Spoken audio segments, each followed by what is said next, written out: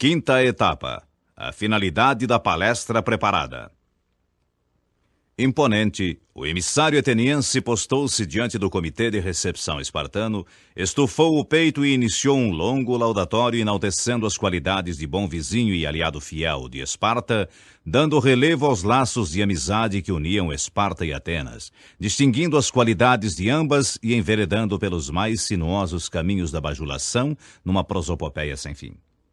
Ao cabo de tortuosos minutos de tonitruante verborragia, finalmente anunciou a razão de sua visita. Desejava a ajuda de Esparta para suprir a falta de trigo que assolava Atenas, ocasionada por um mau ano agrícola. Compenetrado e circunspecto, respondeu o representante espartano. Falou demais o nobre núncio. Bastaria expor logo de início a finalidade de tão honrosa visita. Em seguida, a um gesto seu, os víveres foram providenciados. Embora agradecido, o representante ateniense sentia ainda atravessado na garganta o amargo espinho da observação do outro. Falou demais o nobre núncio. Como a crise insistisse em permanecer, novamente foi preciso apelar aos bons préstimos de Esparta e o mesmo representante foi nomeado para a empreitada. Sentindo que chegara afinal a hora da desforra, o mensageiro muniu-se de uma grande sacola, partiu rumo a Esparta e, postado diante do mesmo comitê de recepção, apontou para a sacola e disse: "Vem esta sacola? Está vazia. Encham-na." Trajando a mesma circunspecção que da vez anterior, o representante local respondeu: "Falou demais o nobre núncio. Que a sacola está vazia, nós já vimos. Bastaria pedir para enchê-la." É conhecida a parcimônia espartana no uso das palavras. Está claro que não se espera o mesmo de um orador. Contudo, é bom ter sempre em mente que quando for falar, você deve ter o que dizer. É, pois, conveniente que prepare sempre o seu discurso. O bom orador nunca é apanhado desprevenido ao ser solicitado a falar. Para entrar para o rol dos bons oradores, esteja sempre atualizado no que tange a conhecimentos gerais e no que concerne ao assunto em si, para o qual foi convidado a discursar. Não confunda discurso preparado com discurso memorizado. A memória do orador fundamenta-se na citação de pensamentos e seus autores, de passagens poéticas e também seus verdadeiros autores. Por exemplo, o célebre pensamento de Castro Alves sobre o livro. Ó bendito que semeia livros, livros à mão cheia e manda o povo pensar. O livro caindo na alma é germe que faz a palma, é chuva que faz o mar. E acrescentar que o verso é encontrado no poema O Livro e a América. Sem um estudo sobre o tópico a respeito do qual vai falar, ninguém está apto a fazer um bom discurso.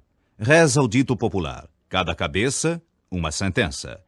Assim também, cada solenidade exige um tipo de discurso e para cada discurso é preciso estudar-se o assunto sob todos os ângulos, em conformidade com o objetivo que se tem em mira, ou seja, para informar, para noticiar, para convencer, para estimular ou para fazer uma saudação. Quer perceba o orador ou não, seu discurso terá sempre pelo menos um destes objetivos: informar, convencer, estimular ou saudar, além, de forma geral, de prender a atenção do auditório a um fato e proporcionar entretenimento. Vamos então à característica de cada um desses discursos. Informar.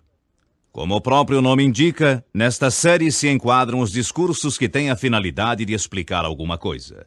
É a forma simples de transmitir conhecimentos e experiências.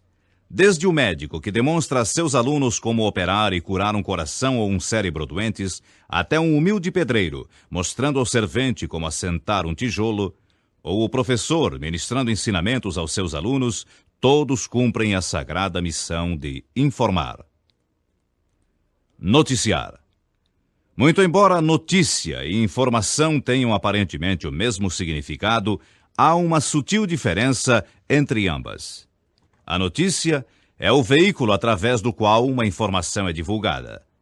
Quanto maior for o âmbito alcançado por uma notícia e quanto menor tiver sido o prazo dessa divulgação, tanto melhor terá sido ela propalada. No dia que marcou o término da Segunda Guerra Mundial, que assolou por 6 longos anos o mundo todo, a notícia de seu fim foi divulgada por todo o globo em tempo recorde. Todos os meios de difusão conhecidos na época, rádio, jornal, serviços de alto-falantes, telégrafo, telefone, panfletos, discursos em praça pública, além dos comentários nas rodas de amigos, menos a TV que ainda não existia, todos os meios então usados serviram de veículo para tornar pública a notícia desse fabuloso evento, e isso foi feito em tão curto lapso de tempo que é quase possível dizer-se que o mundo todo comemorou junto o fim desse cataclisma. Esse é um exemplo típico da divulgação de uma informação através da notícia. Quanto maior for o público por ela alcançado, tanto maior terá sido seu sucesso. Depreende-se assim que a notícia é órgão divulgador da informação. Todavia, se há similaridade entre ambas nesse aspecto, a semelhança para por aí, pois a recíproca não é verdadeira. Uma informação não é necessariamente notícia. Nos últimos tempos, tem se tornado procedimento normal a espionagem industrial comercial. Quando uma empresa vai lançar um produto com características novas dentro do mercado convencional, entra em ação a engrenagem da pesquisa subterrânea por parte das empresas congêneres, no sentido de descobrir qual será essa característica e anulá-la através do lançamento de um detalhe mais sofisticado no mesmo produto, ou, quando isso não for possível, lançar esse produto com a mesma particularidade, porém em menor prazo de tempo. Dessa forma, ao se aproximar a época do lançamento de novos modelos na indústria automobilística de eletrodomésticos e congêneres, torna-se intensa a captura de informações entre as fábricas feitas pelos espiões das empresas envolvidas, e a característica principal dessas informações é que, para que elas tenham êxito, devem ser do conhecimento do menor número possível de pessoas. Assim, nesse aspecto, a informação diverge diametralmente da notícia. Uma divulga amplamente, enquanto que a outra relata apenas para uns poucos.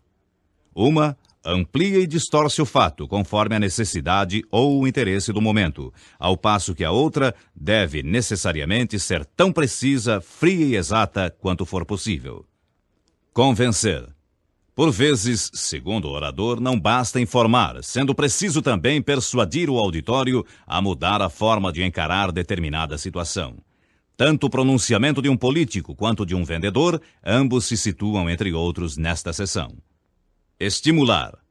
Geralmente se estimula um auditório que já está informado e convencido de uma ideia. Nem sempre o convencimento e a convicção levam o ser humano à ação. Muitas vezes, o fato de saber e estar convicto de algo deixa o indivíduo inseguro sobre que rumo tomar ou que forma usar para agir.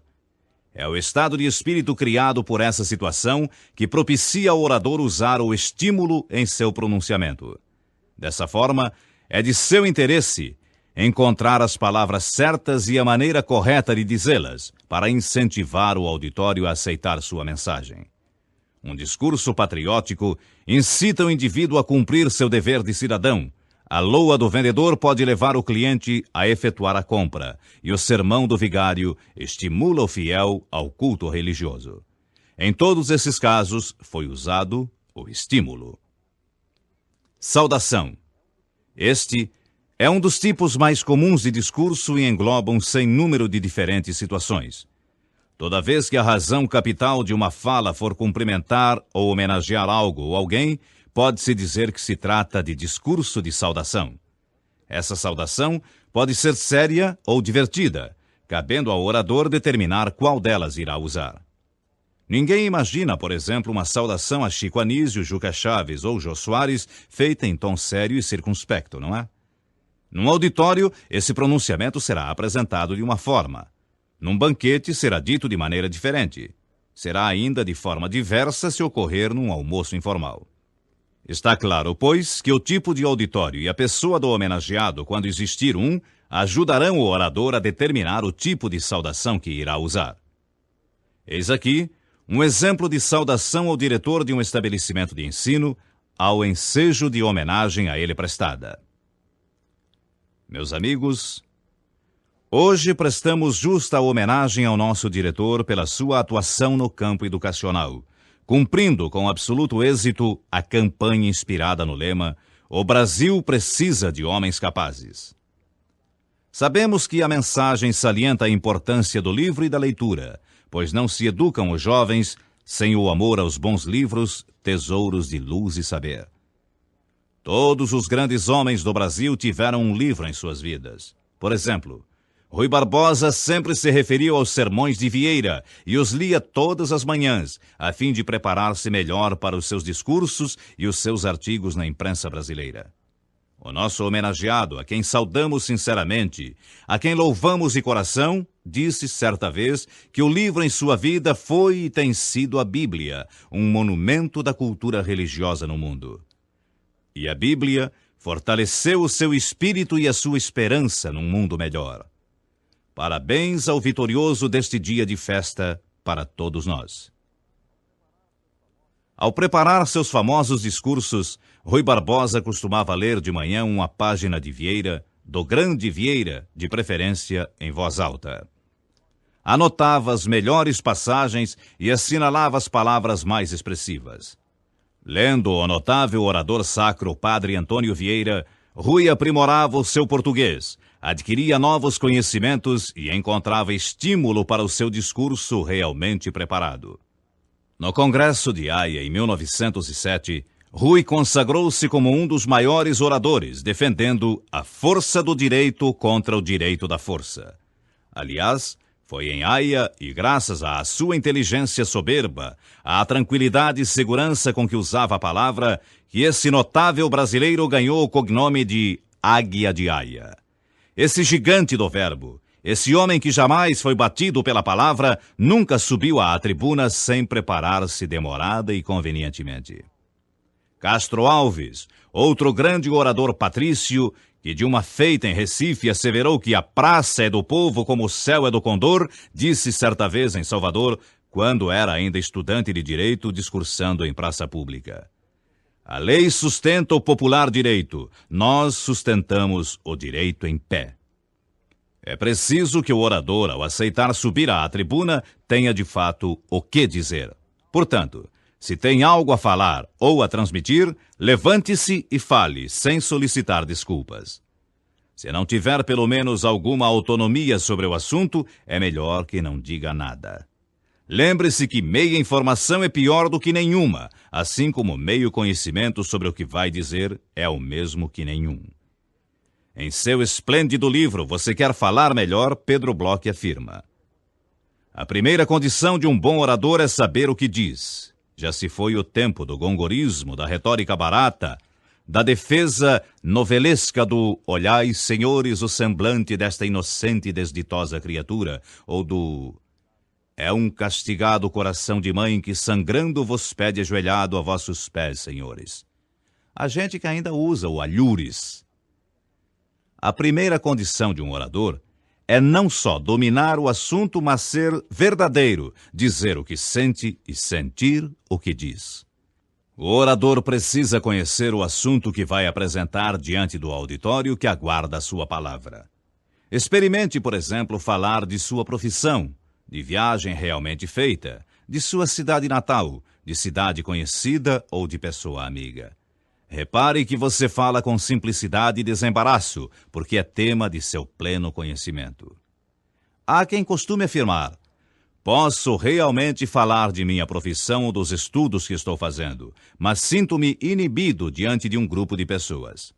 Na realidade, não é inibição. Simplesmente é falta de treinamento ou de exercício da palavra falada. Falando diversas vezes, o orador sente-se à vontade e fala com desembaraço, facilidade e presteza. Regras básicas do discurso preparado. Ao fazer um discurso, procure antes colher todas as informações a respeito da empresa sobre que vai falar. Uma instituição de ensino, por exemplo. Saiba sobre a história de sua fundação, nomes de seus fundadores, fatos curiosos sobre os primeiros momentos de sua instalação. Se possível, ouça em rápida entrevista a palavra de um ou mais dos fundadores.